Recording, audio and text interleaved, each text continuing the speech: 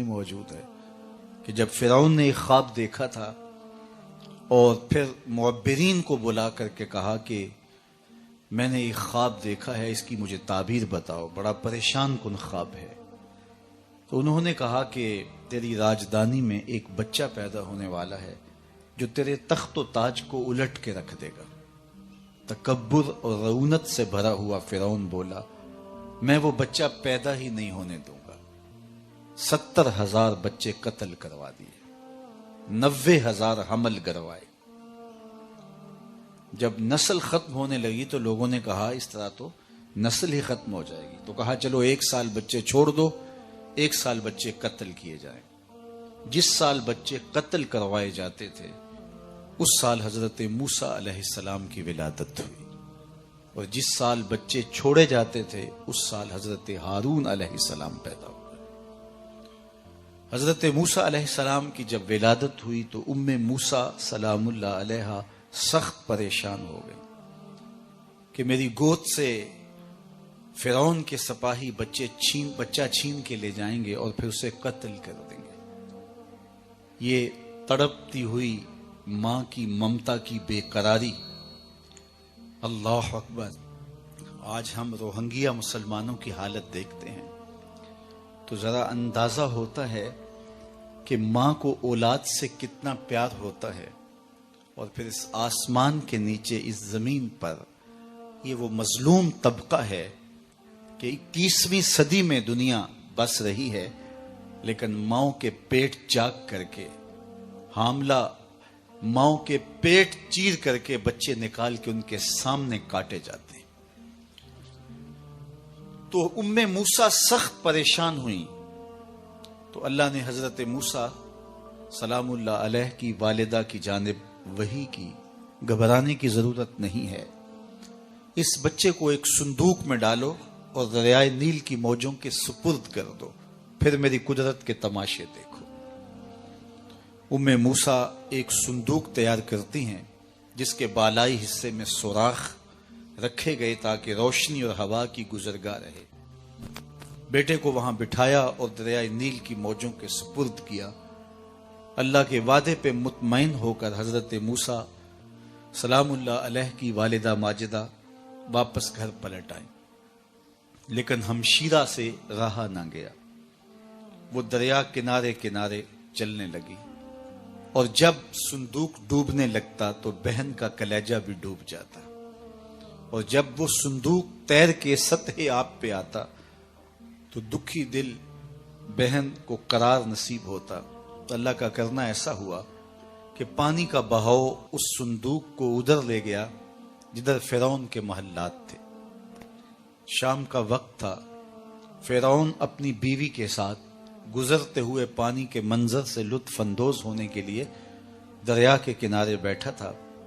چونکہ یہ اولاد سے محروم تھے، دل بہلا رہے تھے کہ پانی کے دوش پر ایک صندوق آتے ہوئے دیکھا۔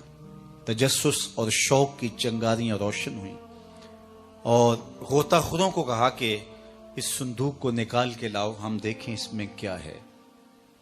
جب صندوق کو کھولا گیا تو کیا دیکھا کہ ایک خوبصورت بچہ مسکرا رہا ہے۔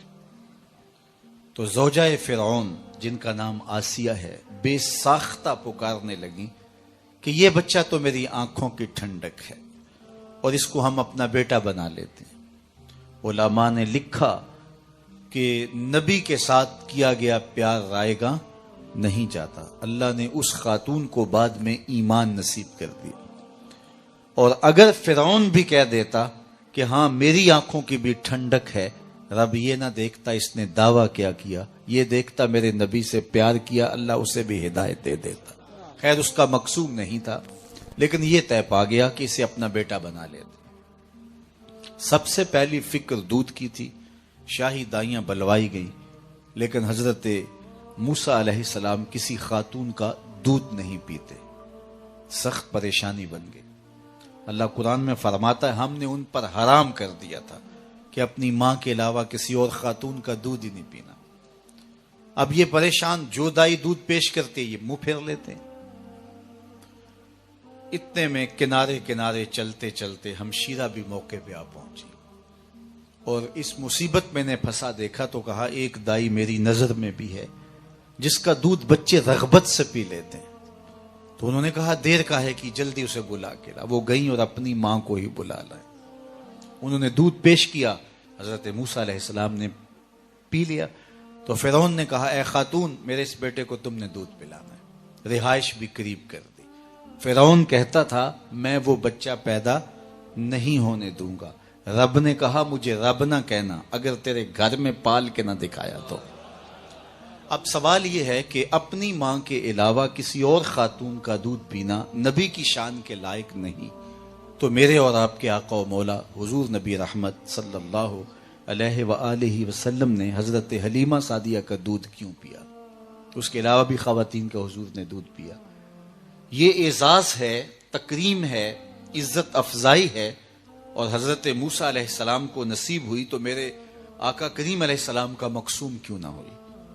تو اس سوال کا جواب یہ ہے کہ اپنی ماں کے علاوہ کسی اور خاتون کا دودھ پینے میں کوئی حرج نہیں. بھیڑ بکری گائے اور بھینس کا دودھ پینے میں حرج نہیں ہے, تو کسی خاتون کا دودھ پینے میں کیا حرج ہو سکتا ہے؟ حضرت موسیٰ علیہ السلام کا ماجرا اور تھا, حضور کا ماجرا اور ہے. یہاں اگر حلیمہ سعدیہ کا دودھ حضور نے پیا ہے تو حضور کے دادا محترم نے ان کو پورا صلہ دیا ہے, اور وہاں فرعون کا دربار تھا.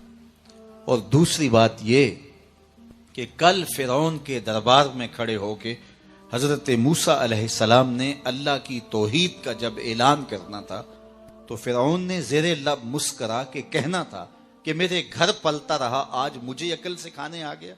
اور اس نے کہا تھا نا الم نربک فینا ولیدا, میرے گھر میں پلے ہو اور آج مجھے عقل سکھانے آئے ہو.